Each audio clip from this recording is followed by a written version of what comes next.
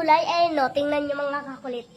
At ngayon ay dito natin susubukan yung ating magnet fishing. Nung nakaraan nga ay sinubukan natin yung magnet fishing sa sihon at sa ganito ding ilog. At may mga nakuha nga tayong mga sirang relo, tapos kwintas, tapos mga barya. So ngayon naman ay dito naman natin susubukan sa ilalim ng tulay na ito kasi kagagawa nga lang ng tulay na to. Siguro nga yung mga nagtatrabaho dito dati ay may mga nalalaglag na mga kung ano-ano. Kaya naman dito ko naisipan na subukan. So ngayon nga mga kakulit ay malalaman natin kung ano nga ba ang mga makukuha ko dito. At ito nga pala yung mga kakulit yung magnet at yan. So ngayon ay i-itcha na natin dito sa may tubig at titingnan natin kung ano nga ba ang ating makukuha. Tara, let's go! So ayan mga kakulit at i-itcha natin itong magnet doon sa mas malalim. Ayan ang mga kakulit, wala pang nakadikit dyan. Yan. Yan. Naku. Nakuha kaya? Tignan nga natin. So ayan mga kakulit at hindi nga umabot yung ating tali kasi maiksi. Tapos wala pa din tayong nakuha. Kasi nga medyo mababaw lang ito hanggang dun lang sa may dahon. So ngayon mga kakulit ay dudugsungan natin itong ating tali. Ayan. Buti na lang may dala pa kaming tali. Ayan. So ayan mga kakulit at nadugtungan na nga natin yung ating tali. Ayan. At ngayon nga, ay susubukan natin kung meron nga ba tayong makukuha. Lalaksayin ko mga kakulit ng bato para umabot doon sa mas malalim. Doon! Ano kaya mga kakulit makukuha natin? Yak, parang mabigat ah. Ay, wala!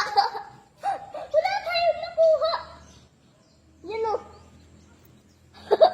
Putik lang yung nakuha niya. Isa pa mga kakulit. So ngayon mga kakulit, dito naman natin banda susubukan. Kasi nga dito, wala tayong makuha. Kaya dito naman. Ayan. Sana may makuha na tayo. Yan. Ay, mababaw. Tingnan natin baka may nakuha. Kasi nga mga kakulit, baka may mga nahuhulog dito yung mga nagagawa nitong tulay dati. Kasi mga kakulit, kagagawa pa lang nito eh. Yan mga kakulit, parang wala siyang nakuha. Yun eh. Ay, meron! Ayan mga kakulit oh! Nakadikit! Parang ito ay 10 piso. Yan oh. Wow! May nakuha nga mga kakulit! Dito siya nakadikit oh. Ganyan. Hindi yan 10 piso. Ano ba to? Yun o. Ay, 20 pesos. Hindi. Hindi. Ano kaya ito mga kakulit? Parang sa nauna ng panahon pa to ah. Yun o. So ayan mga kakulit ay may nakuha nga tayo. At ngayon nga ipupunasan natin kasi hindi natin makilala kung ano. Yan.